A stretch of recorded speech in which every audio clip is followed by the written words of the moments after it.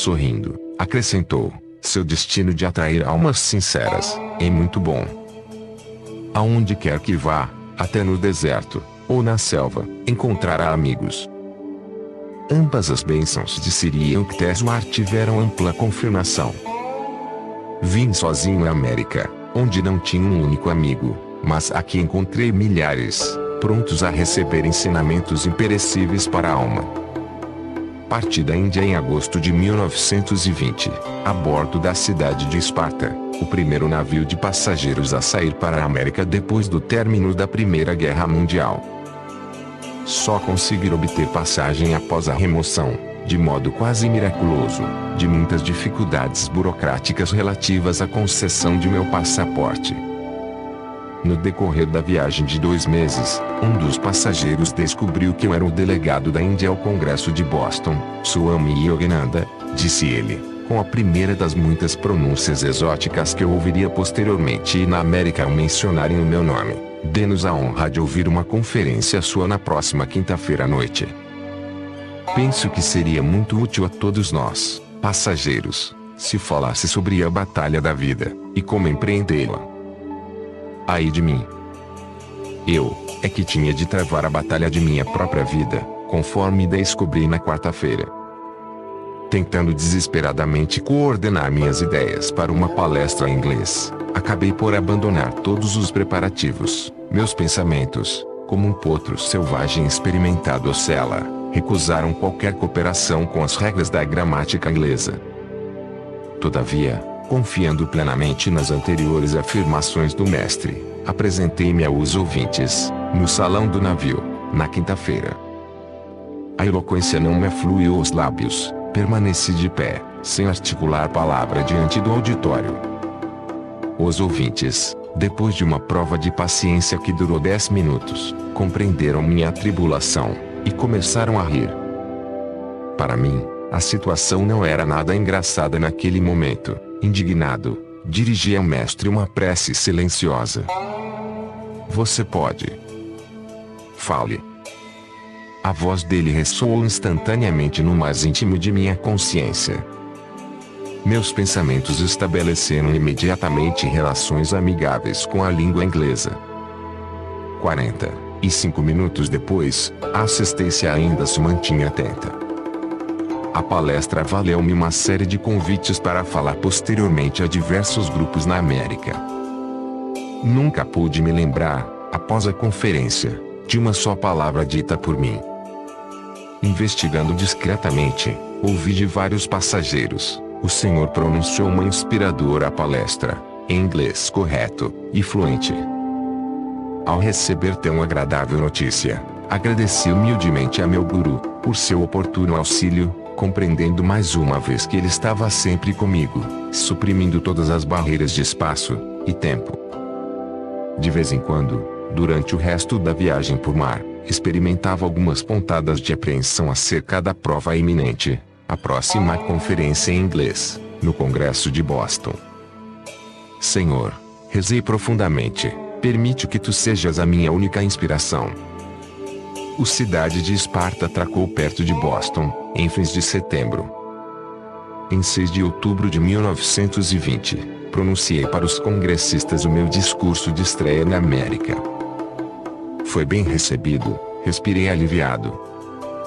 O magnânimo secretário da Associação Unitária Americana escreveu o seguinte comentário para um relatório impresso das atas do Congresso. Swami Yogananda, representante do Brahmacharya Ashram, de Ranchi, trouxe ao Congresso os cumprimentos da associação a que pertence. Em inglês fluente, e dicção vigorosa, fez uma palestra de caráter filosófico sobre a ciência da religião, a qual foi impressa em folhetos para distribuição mais ampla. A religião, disse ele, é uma só, e universal. Não podemos universalizar costumes e convenções particulares, mas o elemento comum nas religiões pode ser universalizado, e a todos podemos pedir que o sigam e cumpram. Graças ao cheque generoso de papai, foi-me possível permanecer nos Estados Unidos depois de terminado o Congresso. 3 anos felizes decorreram em humildes circunstâncias em Boston. Dei conferências públicas, ensinei as minhas classes de yoga, e escrevi um livro de poemas, Canções da Alma, com prefácio do Dr. Frederick Robinson, diretor da Escola Superior da cidade de Nova York. Começando em 1924 uma excursão transcontinental, falei a milhares de pessoas em muitas das cidades principais. Em Seattle, embarquei para desfrutar férias na bela região do Alasca. Com a ajuda de estudantes de coração generoso, em fins de 1925, estabeleci a sede americana em terras do Monte Washington, em Los Angeles. O edifício é o mesmo que contemplei em minha visão de Caxemira. Apressei-me a enviar a Sir Euctésio fotografias ilustrando minhas distantes atividades na América. Ele respondeu com um cartão postal em bengali, que transcrevo a seguir. 11 de agosto de 1926. Filho de meu coração, Yogananda. Admirando as fotografias de sua escola, e de seus estudantes, não posso expressar em palavras o contentamento que inunda minha vida. Transbordo de alegria ao contemplar seus estudantes de yoga de diferentes cidades. Lendo sobre seus métodos de afirmações cantadas, vibrações de saúde, e preces para a cura divina, sinto-me inclinado a lhe agradecer de todo o coração. Vendo o portão de entrada, o caminho ascendente, em espiral, íngreme, e a belíssima paisagem que se estende aos pés de Monte Washington, só tenho um desejo: contemplá-los com meus próprios olhos. Tudo aqui vai bem. Que você possa, com a graça de Deus, gozar de beatitude eterna. Sir Euctésio Agiri. Os anos decorreram velozes. Dei conferências em todos os pontos de minha nova terra, e falei a centenas de clubes, faculdades, igrejas, e grupos de todas as denominações. Durante a década de 1920 e 1930, minhas aulas de yoga eram frequentadas por dezenas de milhares de norte-americanos. A todos eles, dediquei meu novo livro de preces e pensamentos espirituais, Sussurros de Eternidade, prefaciado pela Sra. Amelita Gali Kursi. Às vezes, geralmente nos primeiros dias do mês, quando nos chegavam as contas de manutenção do centro de Monte Washington, sede de Self-Realization Fellowship, eu pensava com saudade na paz singela da Índia. Mas reconheci que diariamente se ampliava a compreensão entre o Ocidente e o Oriente, e minha alma se rejubilava. George Washington, o pai de sua pátria, que sentiu em muitas ocasiões estar sendo divinamente guiado, pronunciou, em seu discurso de adeus, as seguintes palavras de inspiração para a América: oferecer à humanidade o exemplo magnânimo e novíssimo de um povo sempre guiado pela mais alta justiça e benevolência, será digno de uma nação livre, iluminada e grande num tempo que não está longe. No decurso do tempo e dos fatos, os frutos de semelhante plano compensarão quaisquer vantagens temporárias que possam ser perdidas por uma firme adesão a ele. Quem o duvida? Será que a providência não vinculou a permanente felicidade de uma nação à sua virtude? E no América, de Whiteman. De tu, mãe, com teus descendentes vivendo em igualdade de direitos. Em ti, em teu futuro, em tua descendência mais numerosa, mais sadia de homens e mulheres, em teus atletas morais e espirituais, de norte, sul, leste e oeste, em tua riquíssima civilização moral, até a vinda desta, a tua orgulhosa civilização material será vã, em teu culto que a tudo supre, e a tudo abarca, e não em nenhuma Bíblia, o Messias particular, teus inúmeros Messias, latentes em teu seio, iguais a qualquer homem, divinos como qualquer um, estes, cuja vinda é infalível, estes em ti, hoje, profetizo. Capítulo 38. Lutero Burbank, um santo entre as rosas.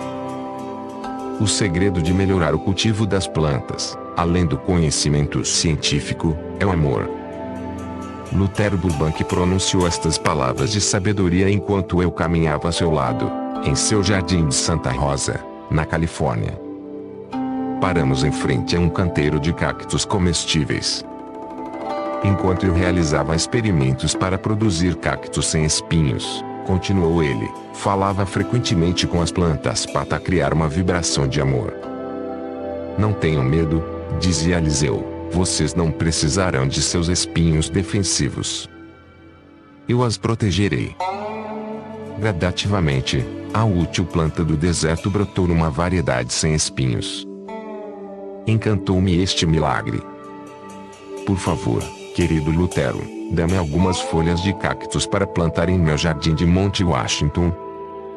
Um trabalhador, que se encontrava perto, começou a arrancar algumas folhas. Burbank impediu de continuar. Eu próprio as colherei para o Swami.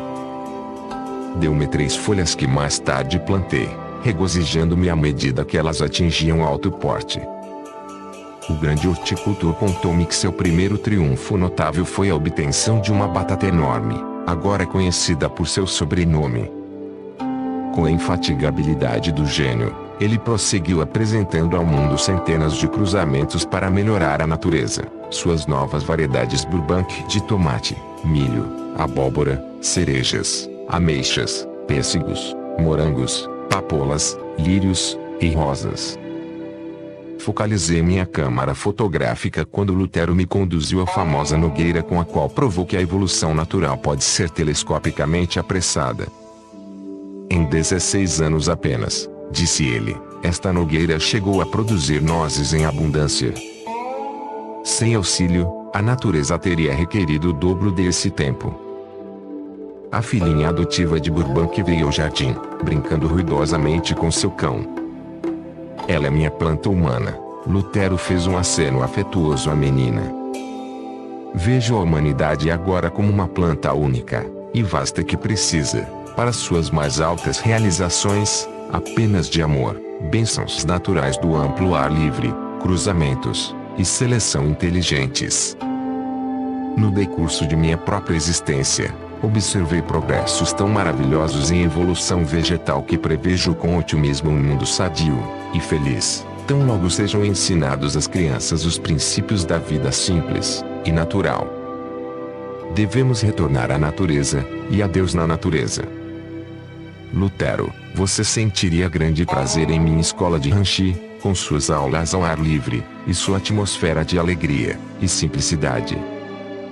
Minhas palavras tocaram a corda sensível do coração de Burbank à educação da infância. Assediou-me com perguntas, o interesse cintilando em seus olhos serenos e profundos. Swamiji, disse ele finalmente, escolas como a sua são a única esperança da futura idade de ouro. Revolto-me contra os sistemas educacionais de nosso tempo, segregados da natureza, e sufocando toda a individualidade. De alma e coração compartilho de seus ideais práticos em educação. Ao despedir-me do amável sábio, ele autografou, e me ofereceu um pequeno volume. Aqui está meu livro sobre a educação da planta humana, disse ele. Novos treinamentos são necessários, e experiências destemidas. Às vezes, as tentativas mais audaciosas lograram fazer surgir o que havia de melhor nas flores e nos frutos. Também as inovações educacionais para as crianças deveriam tornar-se mais frequentes, mais corajosas. Li o pequeno livro, com intenso interesse. Seu olhar vislumbrava um futuro glorioso para a raça humana quando ele escreveu: a coisa viva mais teimosa neste mundo, a mais difícil de torcer, é uma planta, uma vez fixada em certos hábitos. Recorde que essa planta preservou sua individualidade através das eras. Talvez seja uma cuja existência possa ser retraçada através de milênios, aferrada às próprias rochas, nunca tendo variado em qualquer medida durante todos estes longos períodos. Você supõe que, depois destes séculos de repetição, a planta não se tornou possuidora de uma vontade, se assim se pode chamar, de uma tenacidade sem paralelo. Em verdade, há plantas, como certas palmeiras, tão persistentes que nenhum poder humano ainda conseguiu modificar. A vontade humana é débil comparada à vontade de uma planta. Mas, veja, como esta teimosia vegetal de milênios se quebranta simplesmente pela mistura, a sua, de uma nova vida através do cruzamento, opera-se uma modificação completa e poderosa nela. Então, ocorrida a mudança, é preciso fixá-la por supervisão e seleção pacientes durante sucessivas reproduções, e a nova planta se desenvolve em seu novo rumo para jamais voltar ao antigo. Aquela vontade tenaz foi vencida e alterado definitivamente. Quando chegamos a algo tão sensível e maleável como a natureza de uma criança, o problema torna-se imensamente mais fácil. Atraído magneticamente por este grande norte-americano, visitei-o repetidas vezes. Certa manhã, cheguei ao mesmo tempo que o carteiro. Este depositou no escritório de Burbank cerca de 1 milhar de cartas. Horticultores escreviam-lhe, de todas as regiões do mundo. Swamiji, sua presença, é justamente a desculpa que preciso para sair ao jardim, disse Lutero, com alegria. Abriu uma grande gaveta de escrivaninha, contendo centenas de folhetos turísticos. Veja, disse ele, é assim que viajo. Preso às minhas plantas, e à correspondência, satisfaço o meu desejo de conhecer terras estrangeiras, lançando, de vez em quando, um olhar a estas gravuras. Meu carro havia estacionado diante de seu portão. Lutero e eu percorremos as ruas da pequena cidade, cujos jardins se coloriam com variedades de rosa pechiblo, Santa Rosa e Burbank. O grande cientista recebera a iniciação em cria durante uma de minhas visitas anteriores. Pratico a técnica com devoção, Swamiji, disse-me ele. Depois de me fazer muitas perguntas bem refletidas sobre vários aspectos da yoga, Lutero comentou vagarosamente. O Oriente possui, em verdade, imensos tesouros de conhecimento que o ocidental mal começou a explorar. A comunhão íntima com a natureza, que lhe desvendou muitos de seus segredos, dos mais ciosamente guardados, dera a Burbank uma veneração espiritual sem limites. Às vezes, sinto-me muito próximo do poder infinito, confidenciou-me timidamente. Sua face sensível, modelada em beleza, iluminou-me com as reminiscências. Sou, então, capaz de curar pessoas doentes ao meu redor, e também muitas plantas enfermas.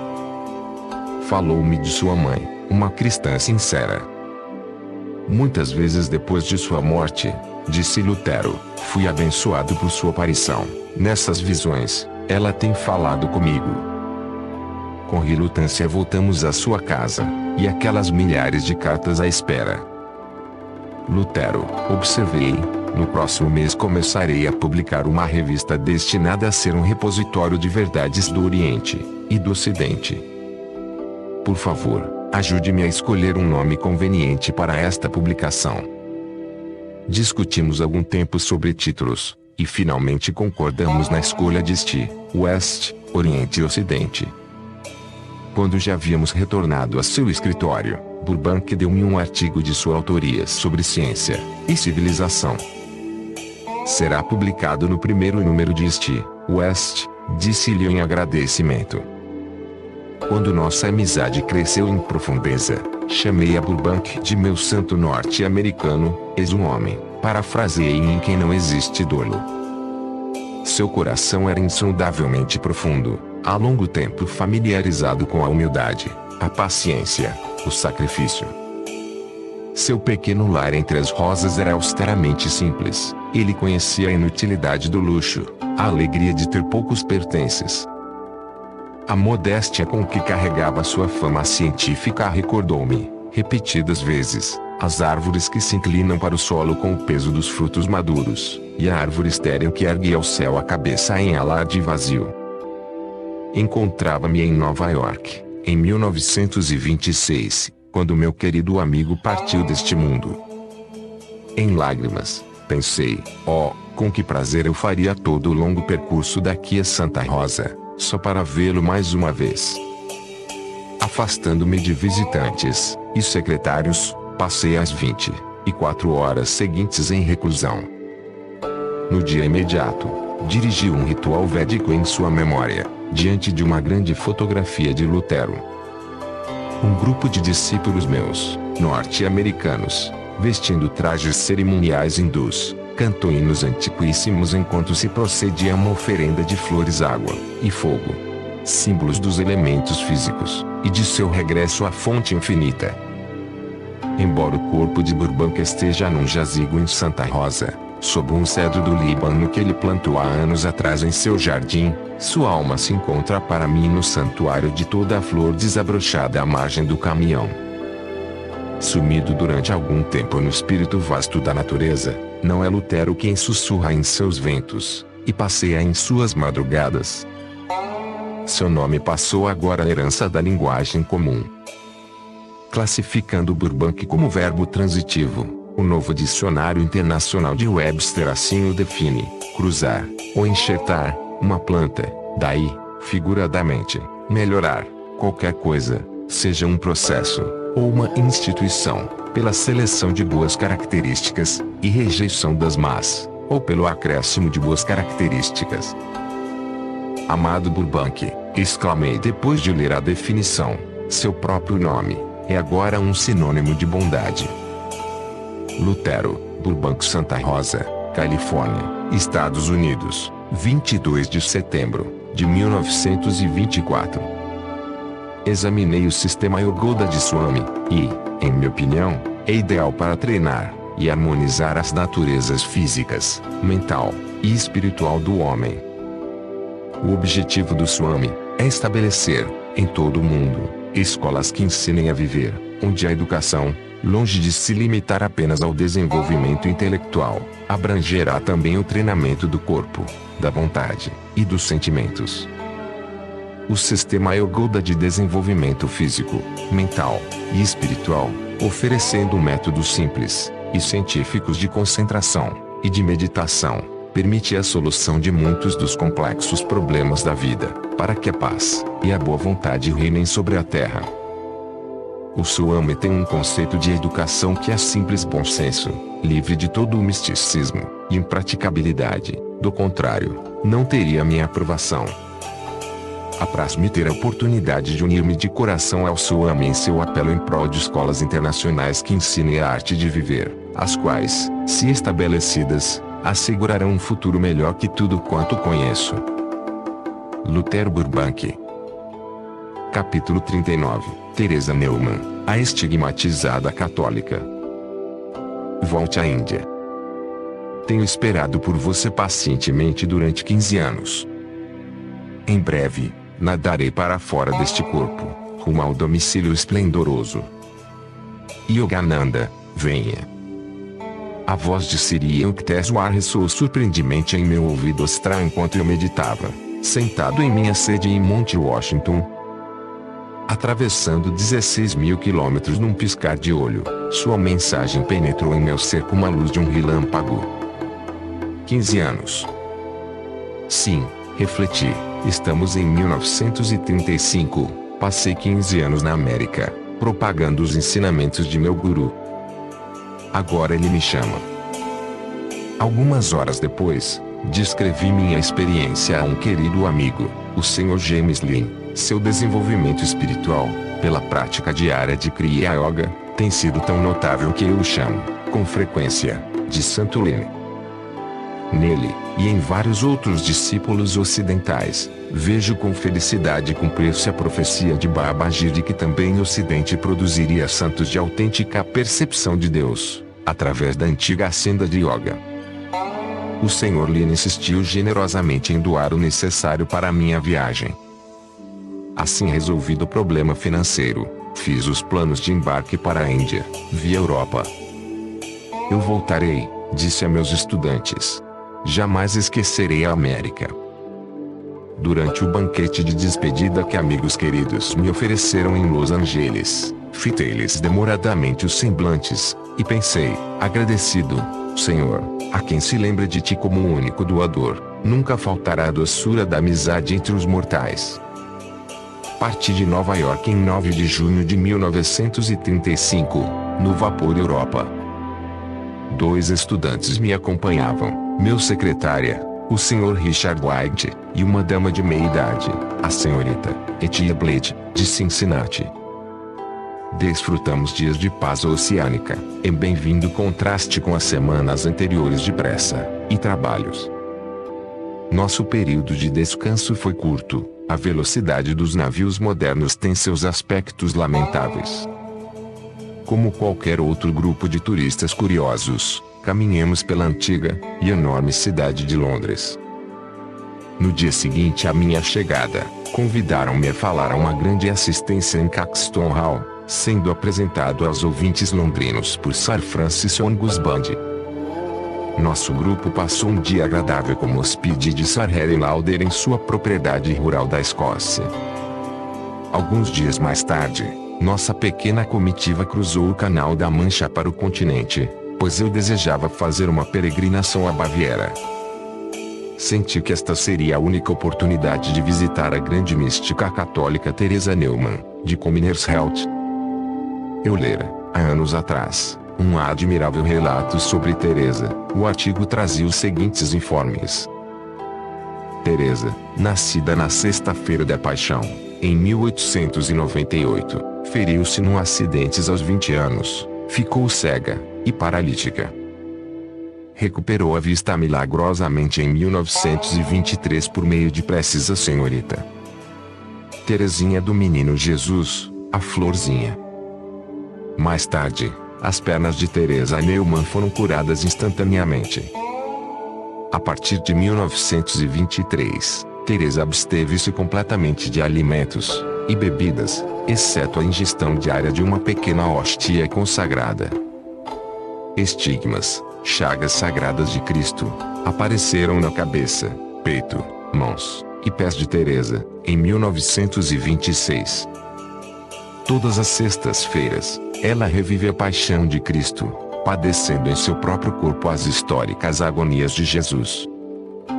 Conhecendo apenas o simples idioma germânico de sua aldeia, durante os transes de sexta-feira, Teresa pronuncia frases que os eruditos identificaram como aramaico antigo. Em certas etapas de sua visão, ela fala hebraico, ou grego. Com permissão eclesiástica, Teresa submeteu-se diversas vezes a rigorosa observação científica. O Dr. Fritz Gerlich, redator de um jornal protestante alemão, foi a Comeniers-Health para desmascarar a fraude católica, mas terminou por escrever reverentemente a biografia de Teresa. Como sempre, fosse no Oriente ou no Ocidente, eu estava ansioso por encontrar uma santa. Regozijei-me quando nosso pequeno grupo entrou, em 16 de julho, na curiosa aldeia de Comeniers-Health. Os camponeses bávaros demonstraram vivo interesse por nosso automóvel Ford, trazido da América, e seus ocupantes tão diversos, um jovem norte-americano, uma senhora idosa, e um oriental de pele azeitonada, com longos cabelos escondidos sob a gola do paletó. A casinha de Teresa, limpa e arrumada, com gerânios florescendo junto a um poço primitivo, estava aí, silenciosamente fechada. Os vizinhos, e até o carteiro da povoação, que por ali passava, não nos puderam dar qualquer informação. A chuva começou a cair, meus companheiros sugeriram que partíssemos. Não, disse eu, obstinado. Permanecerei aqui até achar algum indício que me leve a Teresa.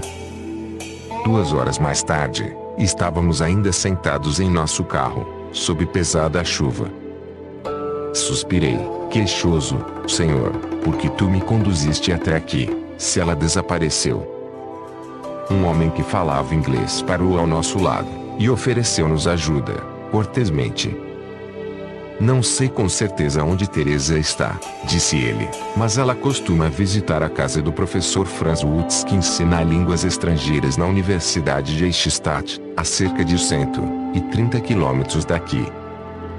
Na manhã seguinte, nosso grupo prosseguiu de automóvel até a quieta cidade de Eichstätt. O Dr. Wutz recebeu-nos cordialmente em seu lar. Sim, Teresa encontra-se aqui. Ele mandou avisá-la de que visitantes a procuravam. Um mensageiro voltou com a resposta. Embora o bispo me haja pedido que não veja ninguém sem sua permissão, receberei o homem de Deus que vem da Índia. Profundamente comovido por estas palavras, Segui o Dr. Woods, escada acima, a uma saleta. Teresa entrou imediatamente, irradiando uma aura de paz e jovialidade.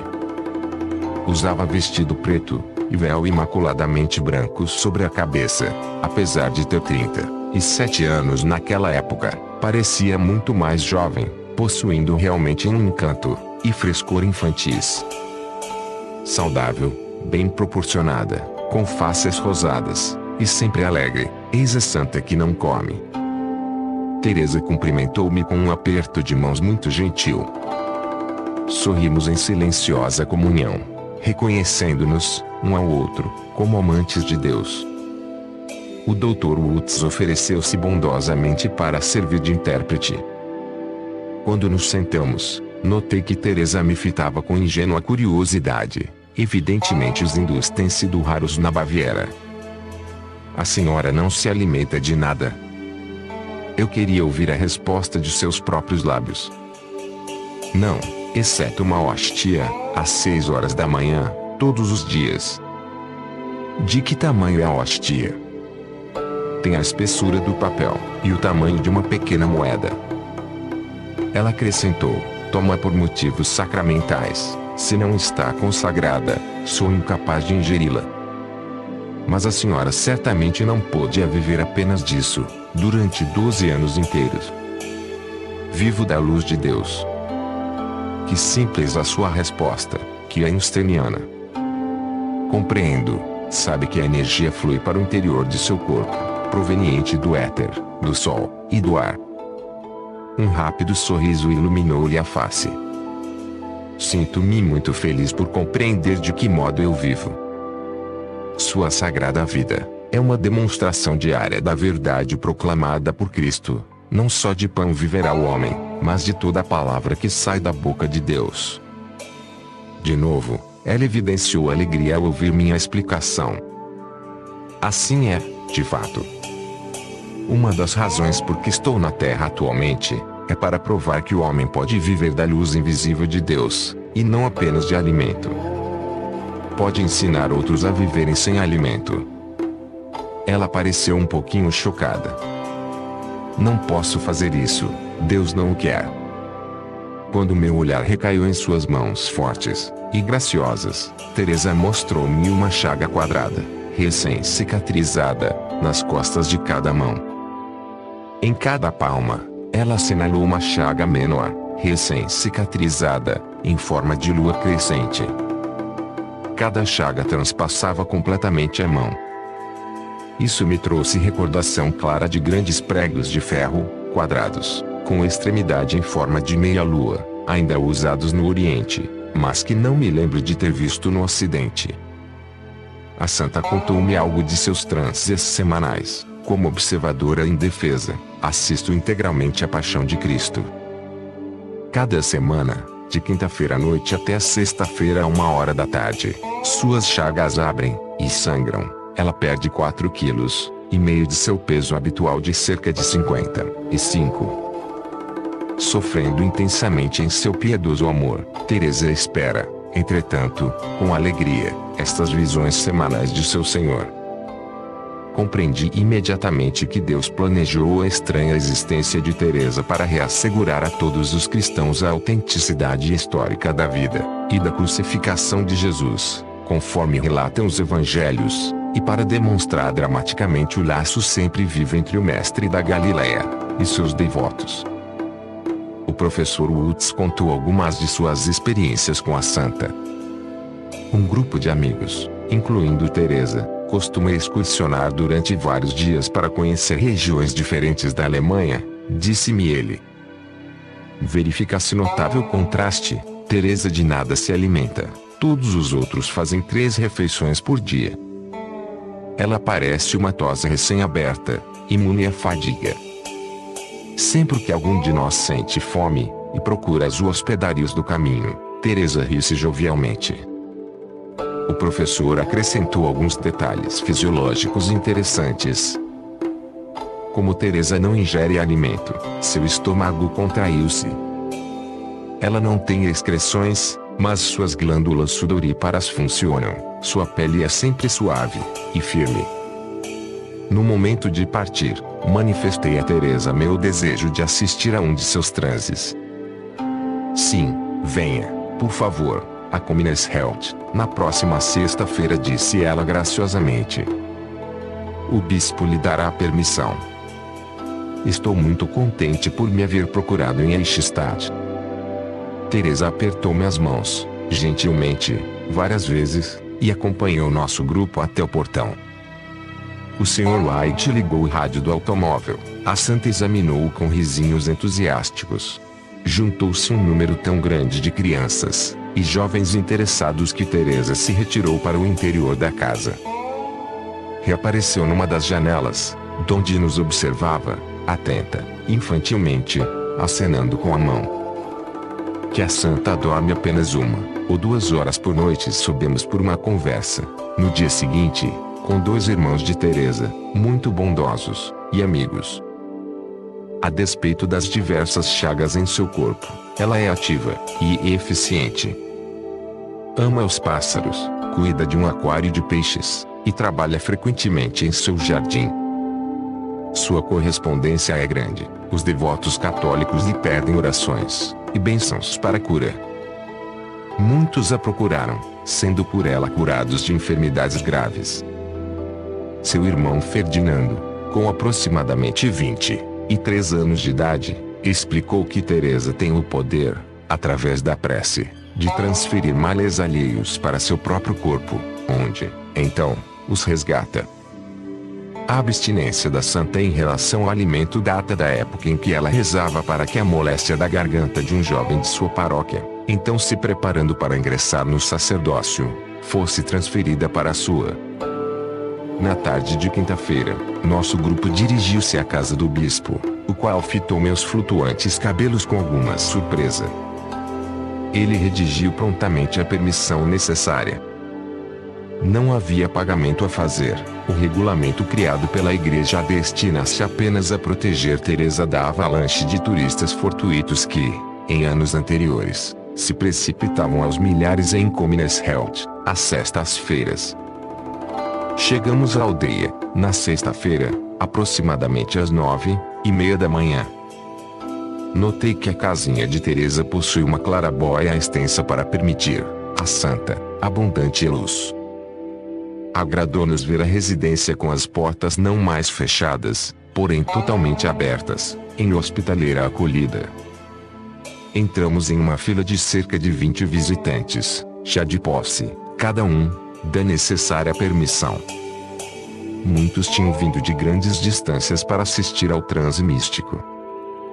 Teresa fora aprovada no primeiro teste a que eu a submetera, em casa do professor, demonstrara seu conhecimento intuitivo de que eu a desejava ver por motivos espirituais, e não para satisfazer uma curiosidade passageira. Meu segundo teste ia prender-se ao fato de eu ter me colocado, pouco antes de subir as escadas para o seu aposento, em estado de transe yoga a fim de manter com ela uma relação de telepatia e de televisão. Penetrei no quarto repleto de visitantes. Ela se encontrava deitada no leito, vestindo um traje branco.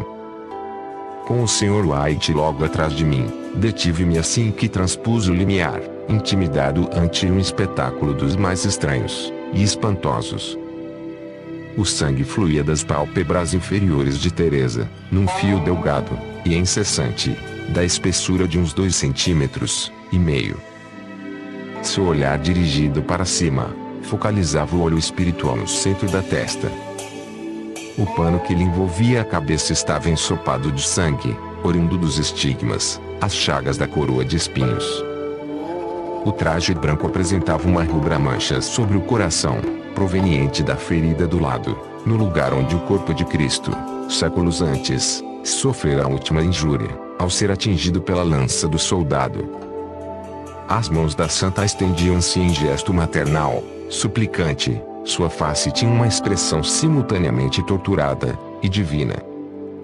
Teresa parecia mais delgada, e apresentava mudanças sutis, tanto internas como externas. Murmurando palavras de uma língua estrangeira, falava com lábios ligeiramente trêmulos a pessoas que eram visíveis ao seu olhar superconsciente. como eu me puser em estado de sintonizar com ela, comecei a ver as cenas de sua visão. Ela observava Jesus, enquanto ele carregava o madeiro da cruz entre os escárnios da multidão. Subitamente, ela ergueu a cabeça, consternada, o Senhor tombara sob o peso cruel. A visão sumiu. Exausta em sua fervorosa piedade, Teresa caiu pesadamente sobre o travesseiro. Neste momento, ouvi um baque forte atrás de mim. Voltando a cabeça durante um segundo, vi 2 homens carregarem para fora um corpo inanimado.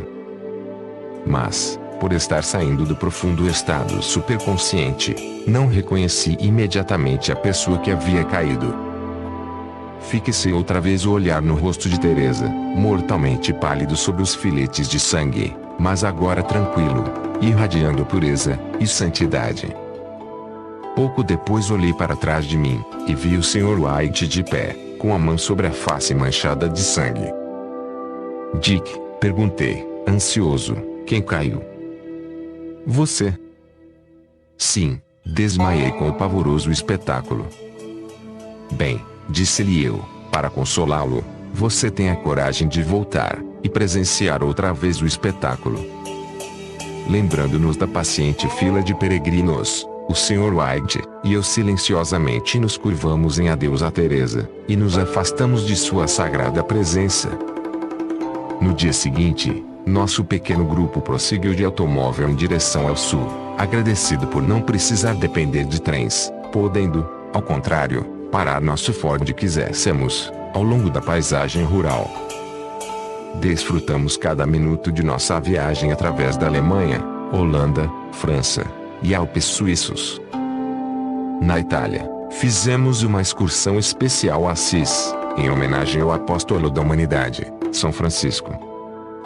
A viagem pela Europa terminou na Grécia, onde visitamos os templos gregos, e vimos a prisão onde o tranquilo Sócrates bebeu a cicuta mortal. Desperta plena admiração a arte com que os antigos gregos, em todo o país, esculpiram em alabastro as obras de sua imaginação. Tomamos o navio para cruzar o Mediterrâneo ensolarado, e desembarcarmos na Palestina. Percorrendo durante dias a Terra Santa, mais do que nunca me convenci do valor da peregrinação. Para o coração sensível, o Espírito de Cristo impregna tudo na Palestina. Caminhei reverentemente ao seu lado em Belém, e Getsemane, no Calvário, e no Santo Monte das Oliveiras, ao longo do Rio Jordão, e do Mar da Galileia. Nosso pequeno grupo visitou o presépio do nascimento, a carpintaria de José, o sepulcro de Lázaro, a casa de Marta e Maria, o recinto da última ceia. Revivíamos a antiguidade, cena após cena, assisti ao drama que Cristo representou, então para os séculos vindouros. O Egito veio a seguir, com seu Cairo dos tempos modernos, e suas pirâmides de tempos idos. Depois, um navio descendo o longo Mar Vermelho, e cruzando o Mar de Omã, e afinal, a Índia. Capítulo 40. Regresso à Índia. Eu respirava, agradecido, o ar abençoado da Índia.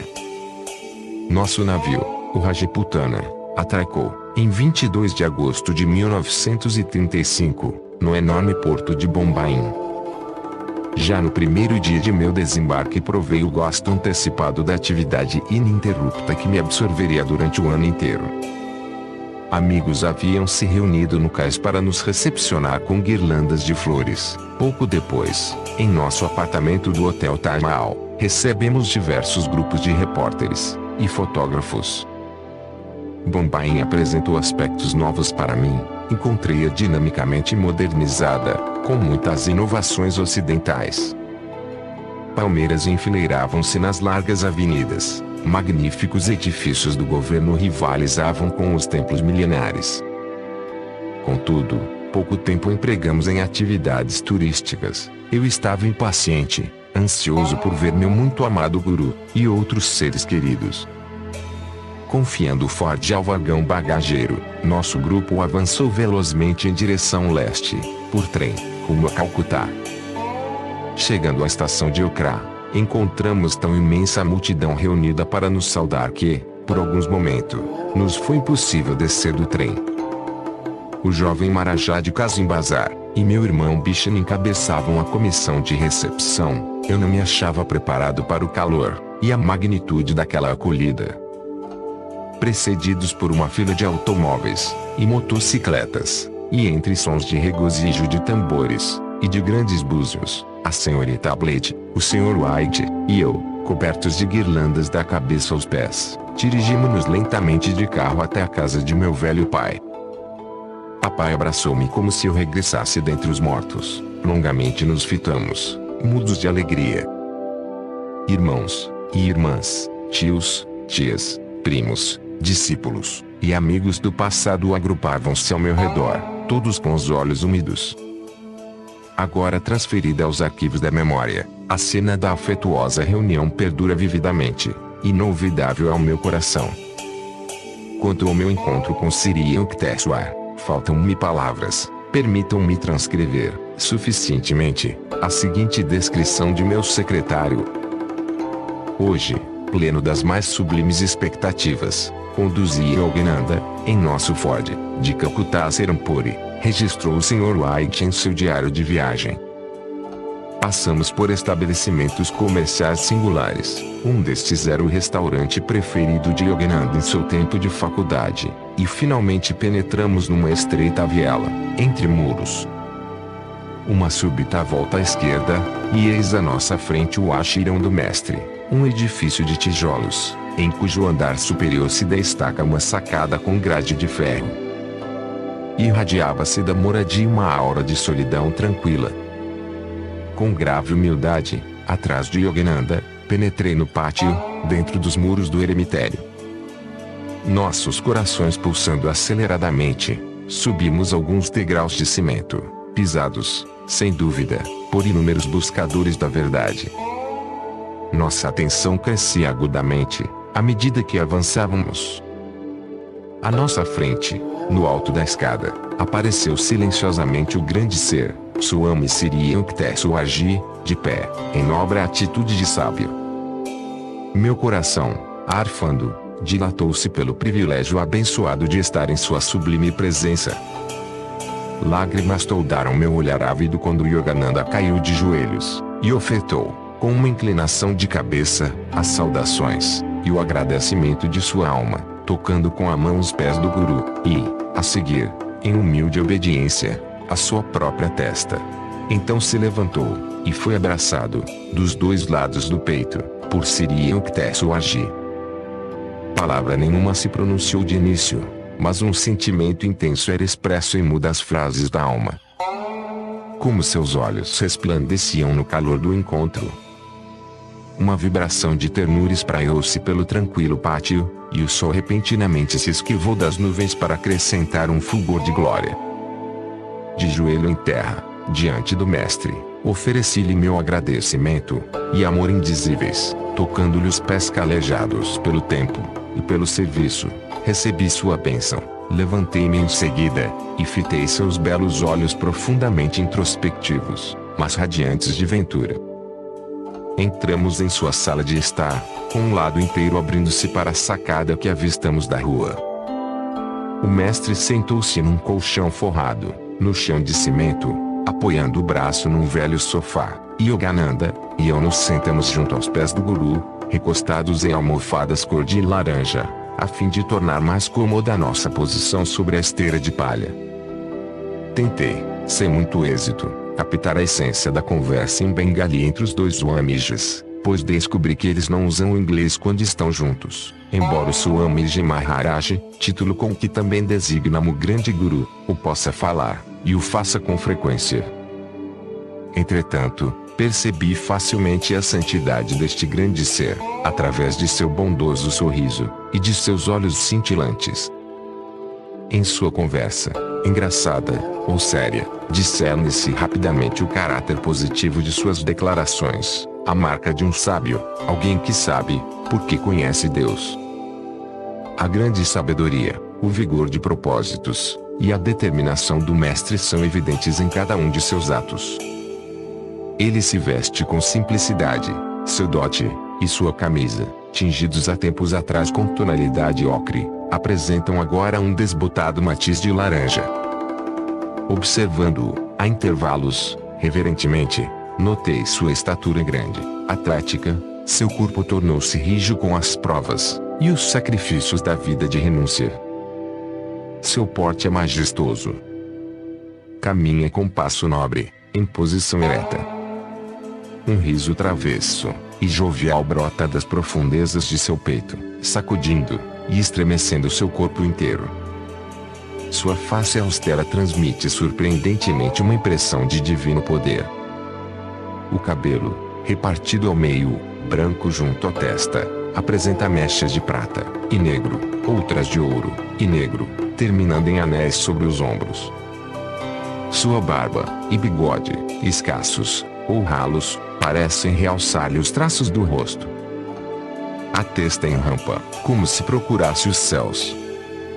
Seus olhos pretos mostram um halo de etéreo azul. Tem nariz grande, comum, com o qual brinca em momentos de ócio, esfregando e revirando com os dedos, como um menino. Em repouso, sua boca é severa, com um toque sutil de ternura. Olhando aqui e ali, observei que certos estragos na sala sugerem o desapego do proprietário ao conforto material. As paredes brancas da comprida câmara, manchadas pelo tempo, apresentam faixas de estuque azul desbotado. Em um dos extremos da sala está dependurado o único retrato de Lahiri Mahasaya, cujo ornamento devocional é uma simples guirlanda. Existe também uma velha fotografia mostrando Yogananda, de pé, na época de sua chegada a Boston, entre outros delegados ao Congresso de Religiões. Reparei na esquisita confluência do moderno com o antigo. Um enorme candelabro de vidro lapidado acha-se recoberto de teias de aranha, devido ao longo desuso, e na parede está preso um calendário vistoso e moderno. Da sala emana uma fragrância de paz e de felicidade. Para além da sacada, coqueiros se alteiam sobre o eremitério, em silenciosa proteção. O mestre só necessita bater palmas, antes mesmo de terminar, e atendido por algum pequeno discípulo.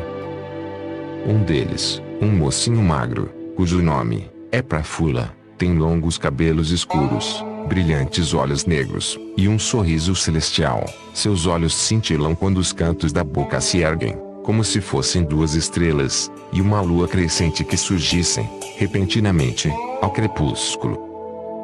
O júbilo de Swami Sri Yukteswarji é obviamente intenso pelo regresso de seu produto e ela parece um tanto curioso acerca de mim, o subproduto.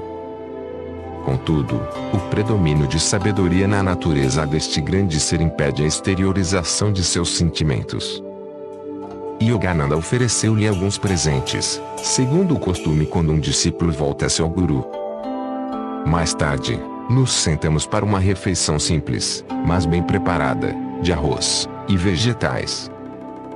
Para Sri Yukteswarji foi um prazer a minha observância de certos costumes indianos, por exemplo, o de comer com os dedos. Após várias horas de rápido intercâmbio de frases bengalis, e da troca de cálidos sorrisos e felizes olhares, fizemos uma reverência a seus pés, dissemos adeus com um pronão, e partimos para Calcutá com a lembrança perpétua de um encontro sagrado. Embora eu escreva principalmente sobre minhas impressões externas do mestre, sempre tive consciência de sua glória espiritual. Senti o seu poder, e sempre hei de reter comigo este sentimento, considerando minha divina bênção. Da América, Europa e Palestina, eu trouxera muitos presentes para Sri Yukteswar. Ele os recebeu, sorrindo, mas sem comentários. Para meu próprio uso, eu comprara na Alemanha uma combinação de guarda-chuva com bengala. Na Índia, resolvi dar a bengala ao mestre. Gosto muito mesmo deste presente. Os olhos de meu guru voltaram-se para os meus, cheios de afetuosa compreensão, ao fazer um comentário que fugia aos seus hábitos. De todos os presentes, era a bengala que ele escolhia para exibir aos visitantes. Mestre, por favor, permita-me trazer um novo tapete para a sala de estar. eu percebera que a pele de tigre de Siriancteswar estendia-se sobre um tapete rasgado. Pode fazê-lo, se lhe agrada. A voz de meu guru não demonstrava entusiasmo.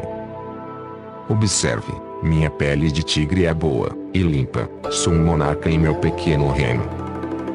Além, está o vasto mundo, interessado apenas em exterioridades.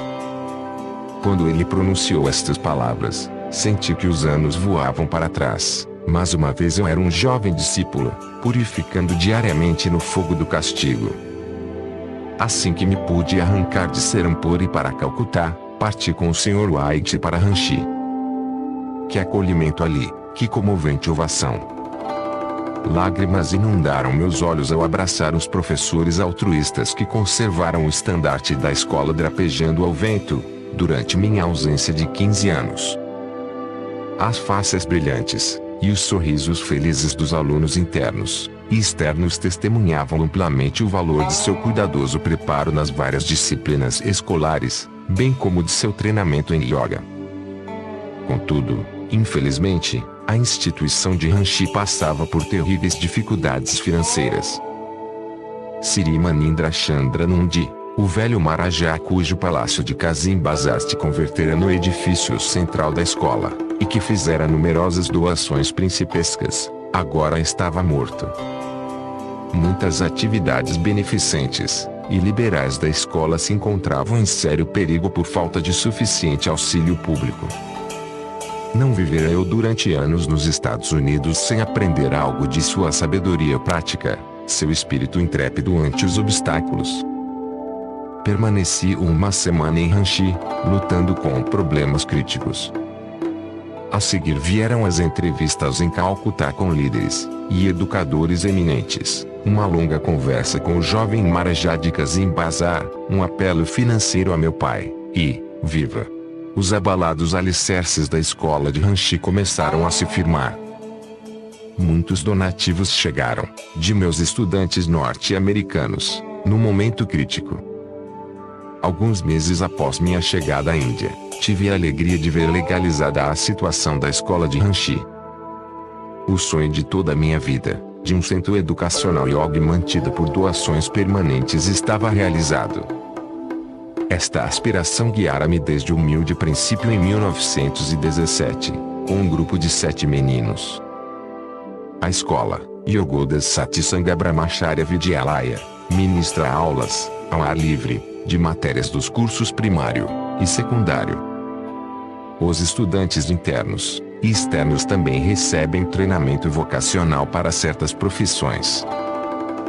Os próprios jovens regulamentam muitas de suas atividades através de comissões autônomas. Muito cedo em minha carreira de educador descobri que os mesmos jovens que se deliciam travessamente ao lograr um professor, aceitarão com alegria as regras disciplinares estabelecidas por seus próprios colegas. Eu, que nunca fui aluno modelo, tinha espontânea simpatia por todos os problemas e travessuras infantis. Estimulam-se os esportes e jogos, os campos ressoam com práticas de futebol e hóquei. Estudantes de Ranchi ganham frequentemente a taça em competições de importância. Aos jovens ensina-se o método Yogoda de reabastecer os músculos com o poder da vontade, dirigindo mentalmente a energia vital a qualquer parte do corpo. Também aprendem asanas, posições e exercícios de esgrima, e de ati, bastão, ou vara. Treinados em socorros de urgência, os estudantes de Ranchi prestaram serviços dignos de louvor, em momentos trágicos de inundações, ou escassez de víveres, em sua província. Os jovens trabalham no jardim, e plantam, na horta, os vegetais para o seu próprio consumo. A instrução em matérias do curso primário, é ministrada em Índia às tribos aborígenes da província, os Khois, Santaus, e Mundas. Aulas exclusivamente para meninas são dadas em aldeias próximas. Característica singular de Ranchi, e a iniciação em Kriya Yoga. Os jovens praticam diariamente seus exercícios espirituais, empenham-se em cânticos do Gita, e aprendem, pelo preceito, e pelo exemplo, as virtudes da simplicidade, do auto-sacrifício, da honra e da verdade. A Alice ensina que o mal é o causador de infelicidades, e o bem, aquelas ações que resultam em verdadeira felicidade. O mal se compara ao mel envenenado, tentador, carregando, porém, a morte. Dominando a inquietude de corpo e mente pelas técnicas de concentração, atingiram-se resultados assombrosos. Em Ranchi, não é novidade ver uma atrativa figurinha, de 9 ou 10 anos, sentada por 1 hora, ou mais, em equilíbrio ininterrupto, o olhar imóvel dirigido ao olho espiritual. No pomar existe um templo a Shiva, com uma estátua do abençoado mestre Lairi Mahasaya. Diariamente, orações e aulas sobre as escrituras ocorrem no jardim, à sombra das mangueiras. Yogoda Satsanga Sevashiram, lar de serviço,